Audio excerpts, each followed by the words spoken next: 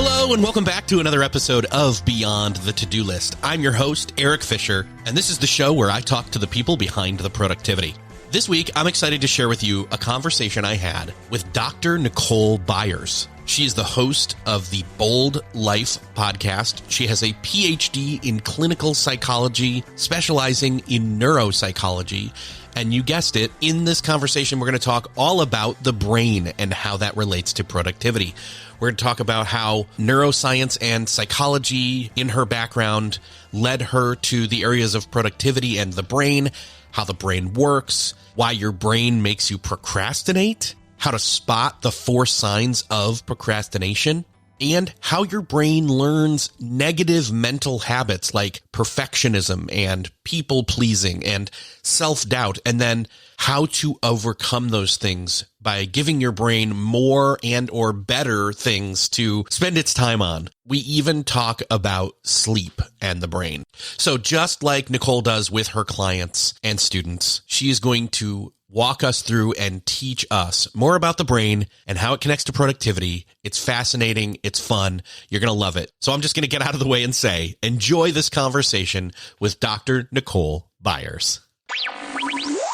Well, this week, it is my privilege to welcome to the show Dr. Nicole Byers. Nicole, welcome to Beyond the To-Do List. Thanks for having me. I'm excited to be here. Very excited to talk with you because you've got a great podcast, and it's very much in the vein of what this podcast does, and it's called the Bold Life podcast. And what's interesting is you're coming at it from a different angle. You've got a PhD in clinical psychology and then a specialty in neuropsychology. So you're bringing in all that awesome neuroscience-based approach and perspective and strategies to productivity that I just can't do. I can bring my brain. My brain is different, and you have brain training on top of that. So I'm very excited to talk with you today. Awesome. So speaking of that, maybe you can give a little bit of a brush up on, what your perspective is on your podcast, the types of topics you cover, a little bit more on your background, just to set some context. Yeah, for sure. So as you mentioned already, I went to school and studied clinical psychology with a specialty in neuroscience, which basically means I'm a psychologist who studies brain health. So I went to school for a really long time and finally graduated. And then I spent my first 5 years or so working on a hospital neuroscience team where I was working primarily with folks who'd had injuries or illnesses that had impacted their brain health, like strokes or dementia, like Alzheimer's disease, helping them and their family cope when they were struggling with things like memory or concentration. And what I found interesting while I was doing this work was, about half of my patients were what I expected, folks who'd had an injury or illness to their brain. And the other half of my patients had me a little bit stumped. I was seeing a lot of, high functioning women and men who would come and they would sit in my office and they'd say, I just can't remember anything. I left my phone in my fridge today. I went to work with my shirt on backwards. I'm stumbling over my words all the time. But from a biological perspective, they were really healthy. Their brains and their bodies were in great shape. And that's really actually what got me interested in looking at productivity in more detail, because what these folks were struggling with was burnout. And so I started approaching productivity as a way to really prevent and manage burnout, especially for really high achieving type A overachievers, a little bit like myself, who, I wanted to help get to that point where they're really struggling day to day. And so that's the focus of my podcast as well, is looking at productivity kind of from a more broad perspective, looking at the neuroscience behind productivity, like you said, but also some of the psychology and those mental habits that we've learned throughout our lives that can really get in our way when it comes to reaching our goals and having a full and balanced life, like perfectionism and people pleasing and procrastination. Yes, and those are all topics that we've touched on in varying degrees on this show. I'm very curious. You've mentioned procrastination. You've mentioned a couple other things. I'm curious, what areas of productivity have you found that your neuroscience and psychology background points you towards the most? What are the things that, are the red flags or the things that are the easiest to spot? And I'm sure it applies broader than that, but what are some of the big tent poles, in other words? Yeah, great question. A couple of them. One is multitasking. I find this comes up a lot. I see folks, especially in my clinical practice, and they come in and they're like, oh, I used to be really great at multitasking. I used to be able to juggle a million things at once. And, actually from a brain perspective, our brains can't really multitask like that. So I spend a lot of time in my work and on the podcast talking about the problems with multitasking and why multitasking is really something we should avoid. And not just multitasking with, trying to answer emails while you're listening to a meeting or, doing a bunch of things at once, but a lot of the mental multitasking that we do, things like, trying to keep track of our to-do lists in our head, keeping track of all the appointments we need to get to, thinking about something I need to do later today while I'm trying to focus on this podcast, for example, and really, helping folks understand that this drive to be excellent multitaskers isn't really a great productivity strategy for our brain. As you were saying that, holding our to-do list in our brain is one of those things that as soon as you said it, I said, oh, David Allen, that your brain is for having ideas, not for holding them. How have you found that applies to this subject of your brain? Yes, that is a great quote there. I absolutely agree. And I think that for a variety of reasons, we forget that. We think that we should just be able to keep track of all of this stuff in our brains, but we live in a very distracting world where there is a lot to manage at one time. And when we're trying to hold all that information in our brain, it's pulling brain resources.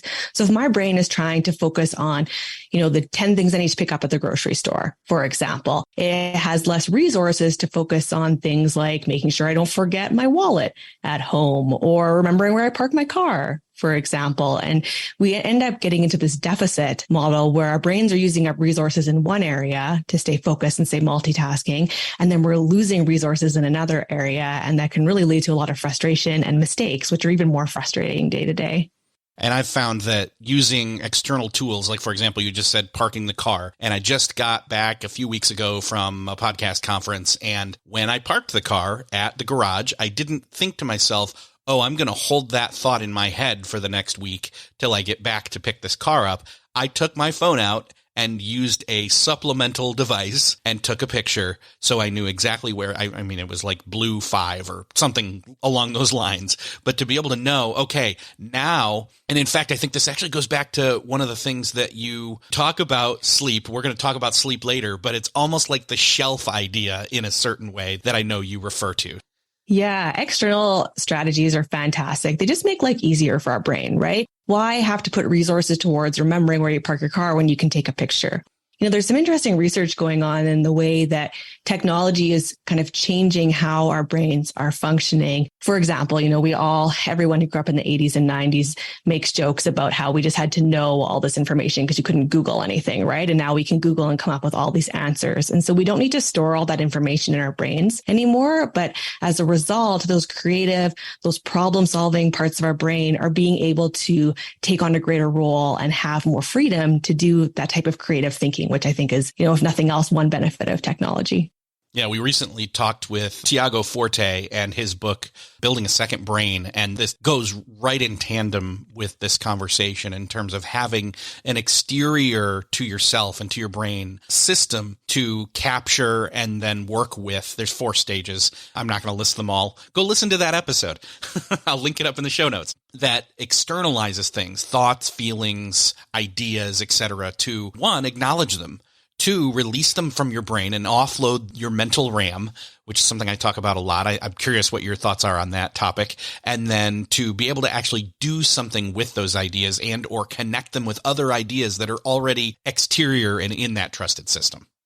Yeah, that's a great point. And I guess it comes back to keeping in mind just how many brain resources we have at one time to access, right? And so if we are wanting to problem solve or think critically about something or analyze something, whether it's a work problem or, an internal thought that we're struggling with, when we're trying to juggle all of that in our brain, yeah, it's pulling that RAM, right? It's pulling all of those resources from our brain, making it harder to do. And so if we can use strategies like writing things down, not only does it get it out of your head, like you said, but it allows our brains to think about things in a more critical way, because sometimes when our thoughts just get going, they go almost without us being aware of them, right? And it can be really hard to catch those thoughts and analyze them and think critically about them. And so writing things down, using pen and paper is a really great externalizing strategy there too. Do you have any guidance in terms of how often of an interval people should be doing that, whether it's assessing their to-do list, whatever form that takes, or journaling, some sort of external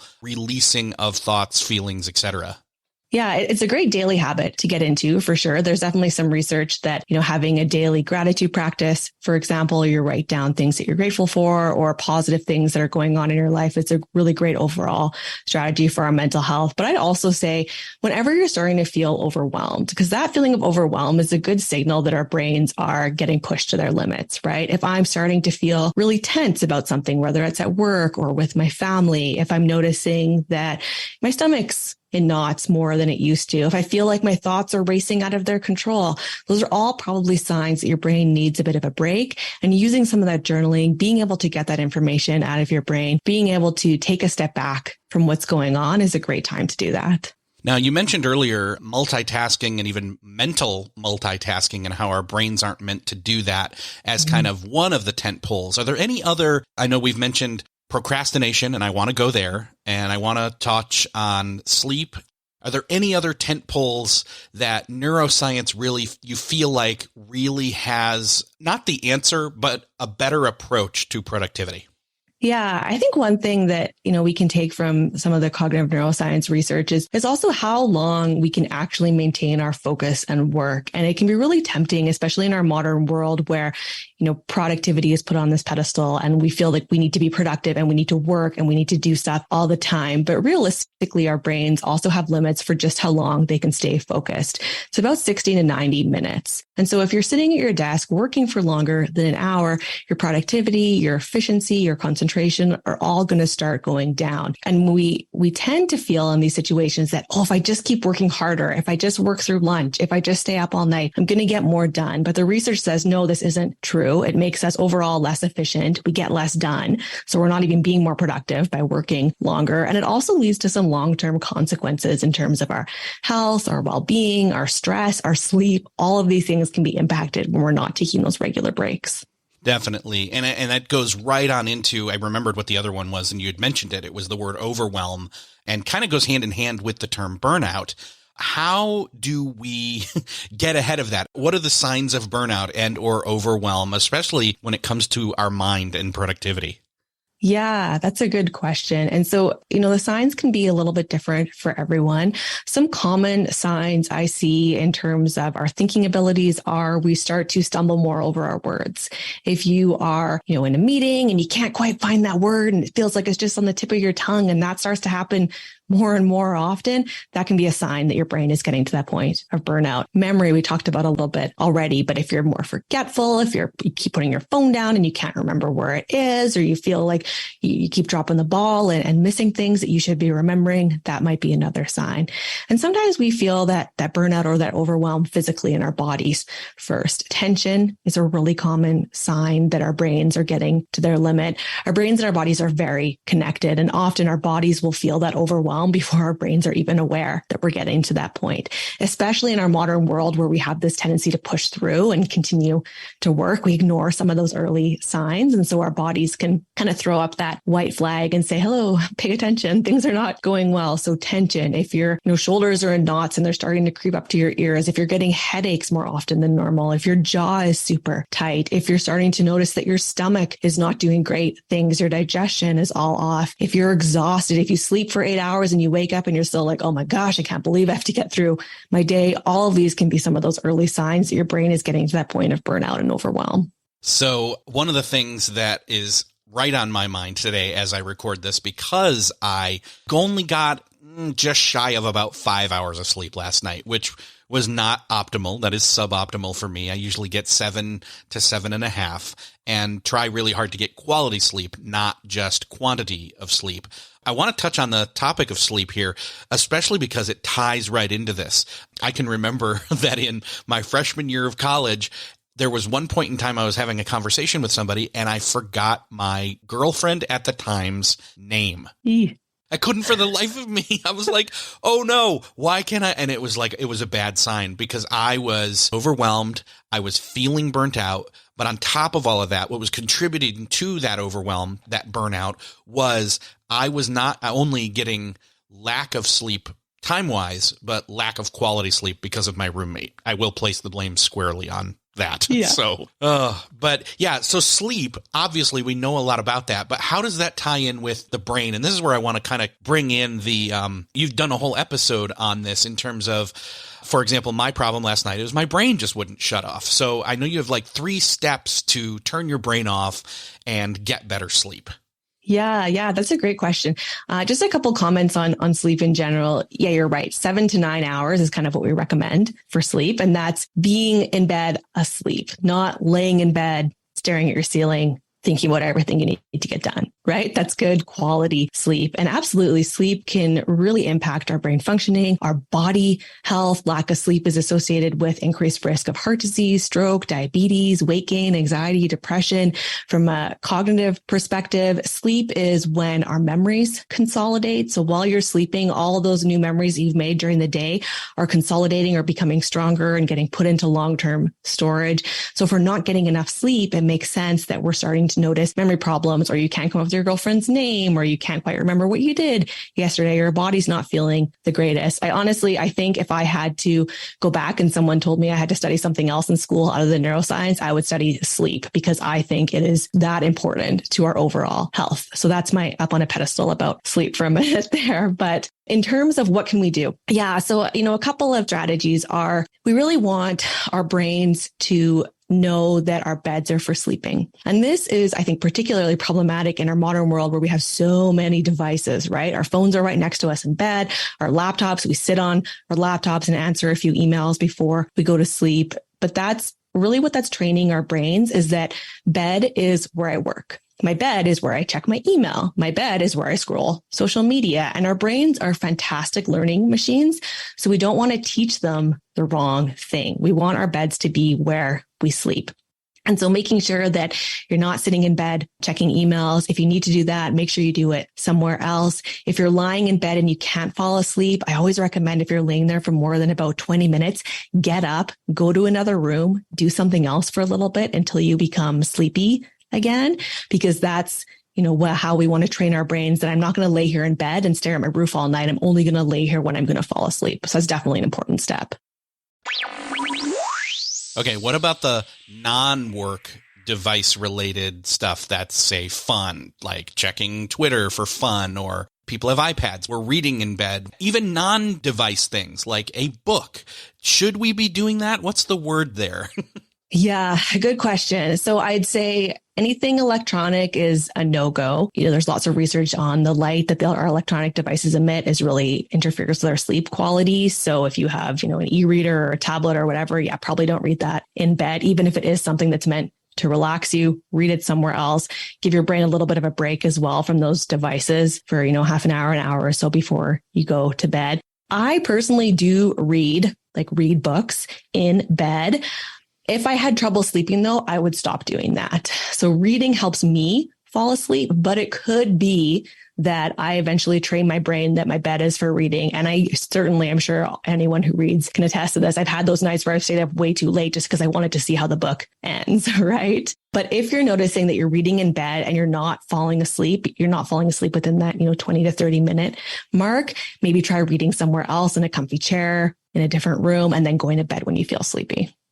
Okay, good. Because I've gone kind of both ways. I'm definitely lean towards trying not to use, although I do use music and have since I've been in junior high, I do kind of listen to music in headphones a little bit. That's a habitual thing at this point, and I'm not going to give it up. Sorry.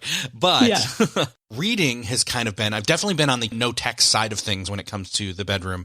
But as far as reading is concerned, I do think that there's room there. I kind of feel like, though, when I've been at my best optimal sleep regiment, it has been reading elsewhere in the house, then putting the book down, then going to the room and going as straight to bed as I can possibly do. But it's good to know that there's some wiggle room there. And I definitely hear you on if you're laying there for a while and you can't fall asleep, get up and do something else. Yeah, absolutely. And I think just like with everything, when it comes to our health and well-being, a little bit is trial and error for yourself, because some things might work well for you that don't work for someone else, and vice versa. Again, if it's a problem if you can't fall asleep, these are some places that you can take a look, things that you can cut out. Yes, definitely. Any other ideas there? I mean, there's definitely a couple other things. There's one, so you've got your training your brain that your bed is for sleep. What about having like a bedtime routine? I know our brains are very, and you probably have a better term for this, but they kind of crave pathways and routines in order to know what they're supposed to be doing, I guess is the best way I can put it. Yes, absolutely. Our brains are really lazy, and that's a good thing, right? They love routines. They love consistency because it makes life easier for your brain. It's one less thing your brain has to think about if you have consistent routines. And we all have routines. We have them for everything we do throughout the day. You have a route that you take to work that's easier for your brain, right? And so you get to work almost without thinking about it, and you show up and you're not even sure how you got there, right? And so we can train our brains to get ready for sleep in the same way by having a sleep routine or a bedtime routine. It doesn't have to be long or intricate. Really, the goal here is to have a consistent set of actions or behaviors that you do for the, 20 to 30 minutes before bed to start getting your brain ready to sleep, to send those signals to your brain that, okay, I'm winding down. Now we're getting into sleep mode, just like we did when we were kids, right? Most kids have a bedtime routine. They get, their jammies on, they have their bath, they have a little snack, they read a book, and that helps kids wind down. And our brains work the same way as adults, right? Whatever that routine is for you, whether it's, like you said, reading a book for 20 minutes downstairs before you go to bed, or maybe it's listening to some music, some relaxing music for a while before bed. The more consistently we do this, the more your brain's going to learn, okay, now I'm reading. That means it's time to wind down. That means I'm going to go to sleep soon. And it can start to get into that sleep cycle on its own. So you're ready to fall asleep when your head hits the pillow. Perfect. And that's going to be subjective. Like whatever the routines are, I mean, you'll know based on knowing yourself and trial and error over time and doing your own work on you and figuring out what is part of your evening routine. And again, sometimes that evening routine is going to shift based on seasonality as well. Sure. Yeah. Good point. Or what's going on in your life, or other scheduling, or where you are, if you're on vacation, all these things can play a role too. And really the goal is just to provide as much consistency for your brain as you can, because that's going to make life easier. So the third thing that you talk about in terms of sleep is the mental shelf idea. And I wish that I had remembered this last night, because I would have gotten up, I would have taken some time to do this, and I probably would have gotten to sleep a lot faster. So would you mind explaining what that mental shelf is? Yes, absolutely. So I really like the mental shelf technique. It can be used for lots of areas of our life where things are on our brain and we can't seem to get them out of our mind. But I think it works great for sleep, because you're right. A common problem that we have is, we feel tired, we go into bed, we lay down, and all of a sudden our brains turn on, right? And you're thinking about what you have to do tomorrow, and you're thinking about that song you heard on the radio or that conversation you had 10 years ago, and our brains start to go into overdrive and they won't turn off. Some of those thoughts are just passing thoughts, but sometimes they can also be, stressful or not super helpful for us. We start to worry about things that are coming up. Then we start to worry that we're not sleeping, and all this just makes sleep even harder. So what the mental shelf technique does is it gives your brain a strategy for taking those thoughts and putting them on what I call a mental shelf, so they're not bothering you as much anymore. And here's kind of the quick rundown of how it works is, in your brain, imagine a shelf. I like to use the shelf that's in my living room, the bookshelf that I have there, because I can bring a really vivid picture into my mind. When we're doing any of these type of mental imagery exercises, we want it to be as vivid, as almost like we're there as we can. So think about what color the shelf is, what's on the shelf, where is the shelf in the room, what does it feel like if you touch the shelf? Is it wood or metal or plastic? Can you smell anything else in the room? Maybe the shelf is close to your kitchen and you can smell your coffee. You want to bring this really vivid, intricate picture of the shelf into your mind. And then every time a thought comes to you when you're laying there, imagine the thought as something that you can pick up and put it on the shelf. I imagine my thoughts as little cartoon thought bubbles, because that works well for me, but you can imagine them any way you want. But you want them to be a thought that you can physically pick up with your mind and put it on the shelf. And then every time that thought comes back, you pick it up and put it on the shelf again. If those thoughts are things that you actually need to deal with, maybe it's a reminder for the next day, you can pick them off that shelf again in the morning. But the goal here is to train your brain again that, okay, now is not when I think about these thoughts. I'm going to put them on the shelf. I can deal with them later, or I can let them go.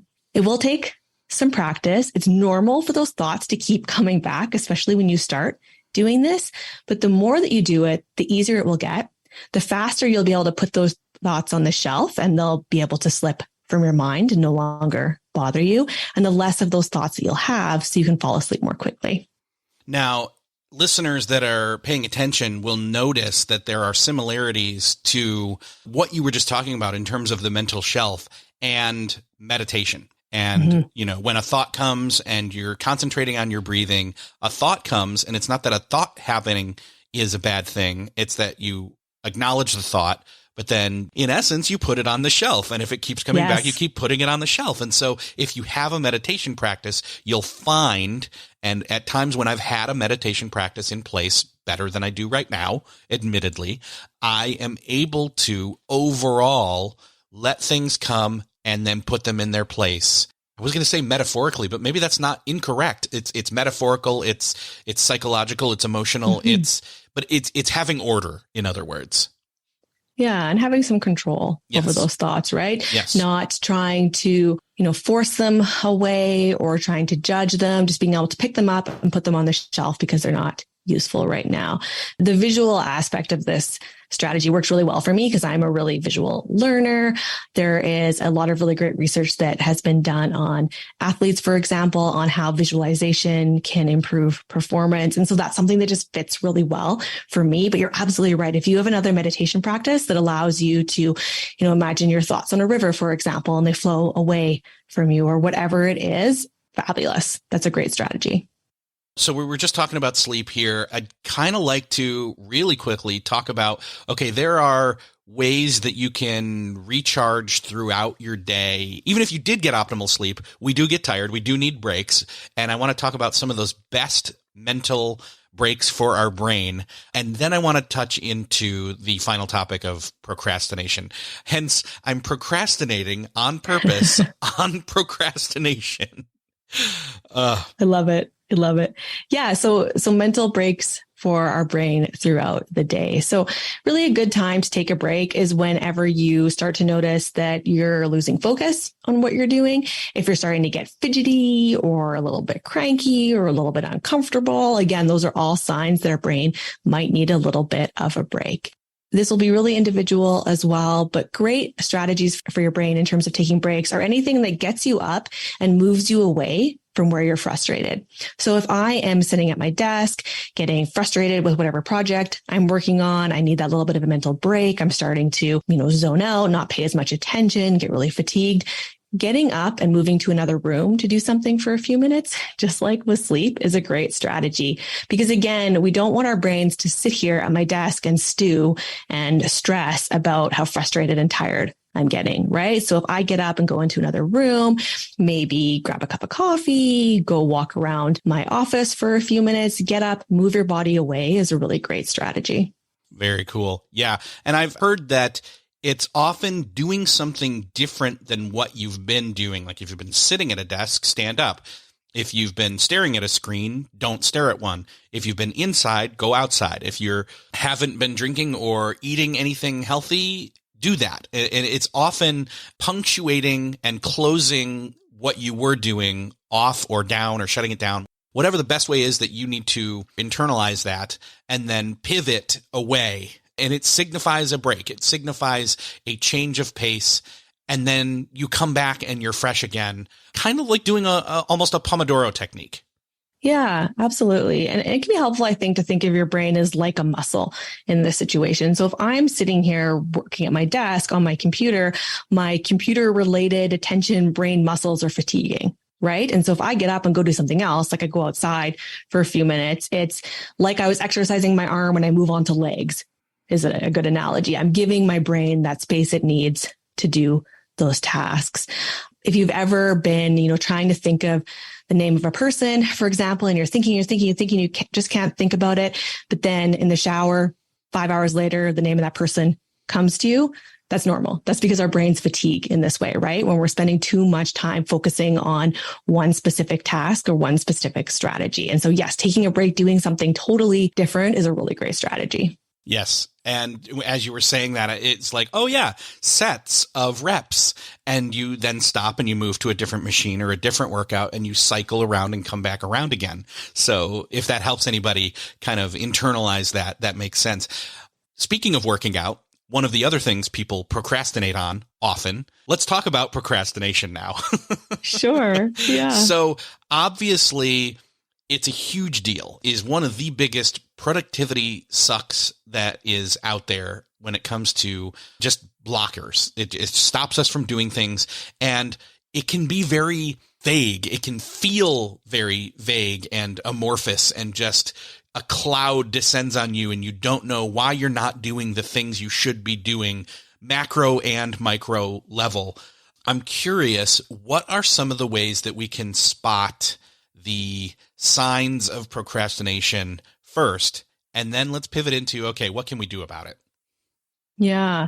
So, one great sign is if something has been on your to-do list for a month and you keep putting it off till tomorrow, right? That could be your brain procrastinating. If you keep finding other things that you need to get done, but that aren't actually related to your goals, like busy work, right? So instead of recording an episode for my podcast, I'm reorganizing my bookshelf or decluttering my drawer, right? All of these can be a way to procrastinate or avoid that task that our brain has decided for a number of reasons it really doesn't want to do. And so if you feel like you're busy all day, but you're not getting anything done, if you keep having to put stuff off till tomorrow, if you start to think about doing a task and your body feels not good, if I look at my to-do list and I see, go for this interview and I'm like, ugh, that feels awful. I start to sweat a little bit, or my heart starts racing, or my stomach's flip-flopping. That could be another sign that your brain is going into procrastination mode. So we might feel it in our mind or in our body, that procrastination. Okay. And I know one of the things that I'll do to make myself feel like I'm not procrastinating is to do, air quotes, work on anything, right? And I know that's another one of the signs. Yeah, productive procrastination, right? So you're doing something, you're still working, you're busy, you're doing all this stuff, but you're not doing that thing that you really need to get done to move you towards your goal. And in our days, when our days are so full, our to-do lists are gigantic, there is always stuff that we could do instead of that thing. But then that thing is still there. It doesn't really go away. And it takes up a lot of brain resources because your brain is putting effort into procrastinating on that thing. It's still at the back of your mind. You know it's still on your to-do list. You know it's still waiting for you. And your brain is actively trying to avoid it, which burns energy and time. Yeah. And again, we were just talking about, regaining our energy and managing our time better.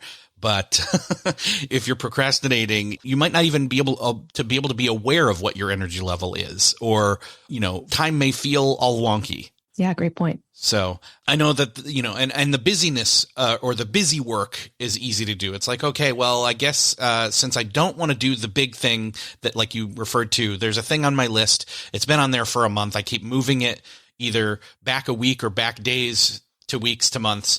I'll do something busy like jump in and return emails instead, because that's productive. But really, that's just spinning the wheels and actually really detracts from doing any of the meaningful work that needs to get done.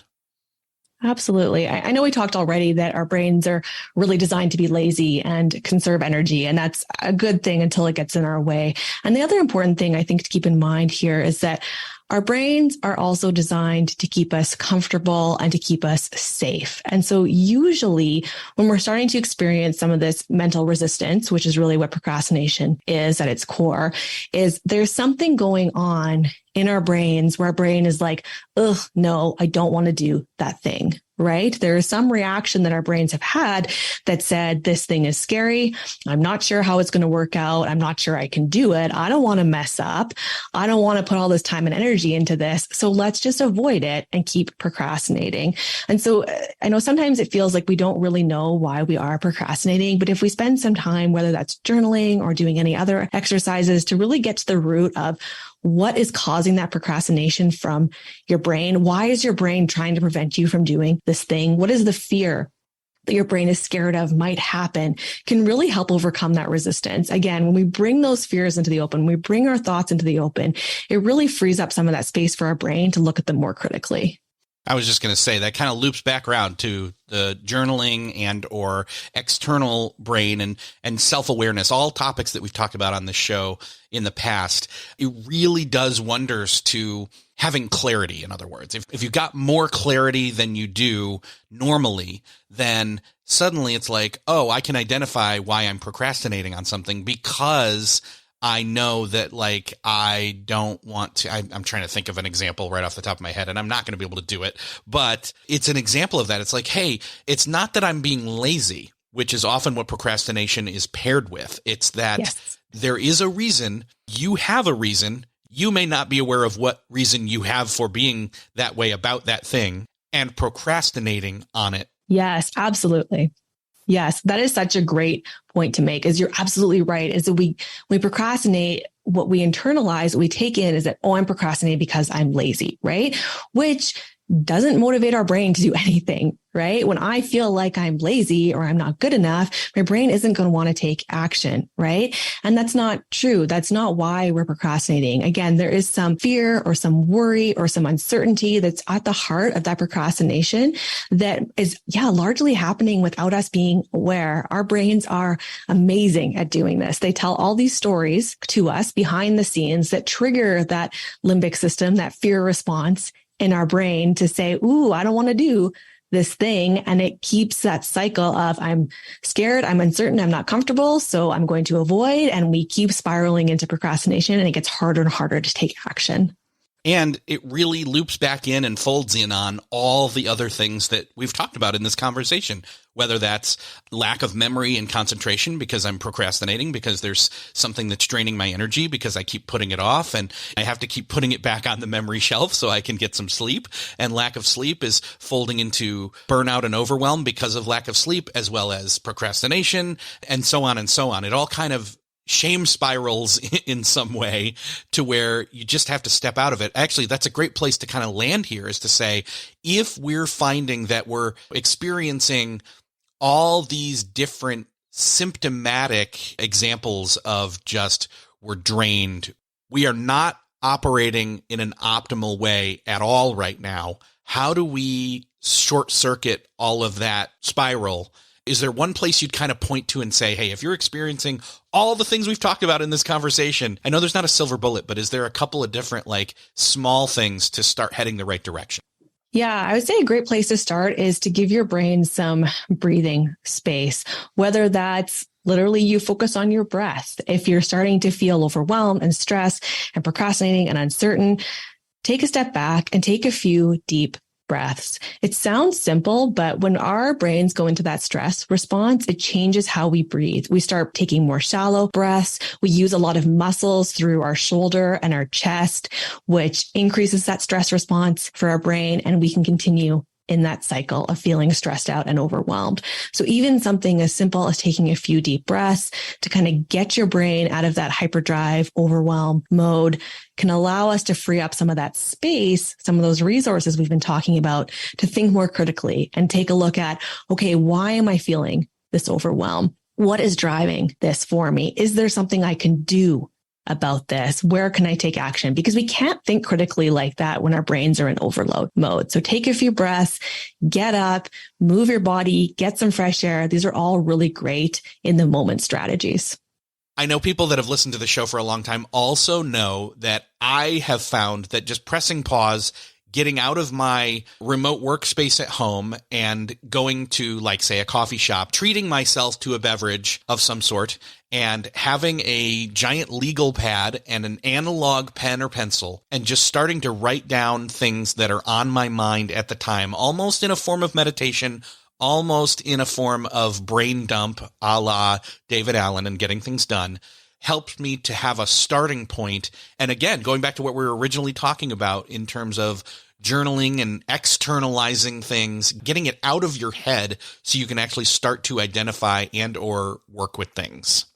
That's a fantastic strategy. One, our brains learn better and tend to think in a different way when we write things down with a paper and pencil. Even now in our digital world, where so much of what we do is electronic, our brains think differently when our hand actually moves to write things down. So pulling out that legal pad, writing down those kind of a train of thought, like you said, brain dump exercise to get it all out. And I love too that you said you move out of that space where you were feeling that stress and that overwhelm, right? If you're working from home, go to a coffee shop. If you're working in an office and you can't leave, even just go into the lunchroom or go into another room, right? To get your brain out of that space. If you've ever had that experience of going into a room and then forgetting why you went in there, our brains do this funky thing when we go through doorways where it resets some pathways and can mess up our memory in that way, which we can use to our advantage in this situation because it allows us to think about things differently when we move away from that space where we're stumped. Yes. Doing a doorway reset. Yes. Let's just coin that term right now. So I love it. If it hasn't been. So speaking of procrastination, one thing that I don't want people to do is put off going and checking out and subscribing to your podcast. Let's direct people there, tell them where they can find it, and I'll link it up in the show notes. Fantastic. Yes, like you said at the start, it's called the Bold Life Podcast. It's the podcast for high achievers who are looking to find work-life harmony and reach their goals without burning out, where we talk about all things productivity, how to get things done, but also how to overcome a lot of those mental barriers we talked about, like perfectionism, people-pleasing, and procrastination. So available on all podcasting platforms, including Apple Podcast, if you want to subscribe. Perfect. Nicole, it's been great talking with you. I've really enjoyed this. I definitely want to have you back in the future, so we'll make sure to loop back around on that. But thank you so much for being here. Well, you're very welcome. Thanks for having me.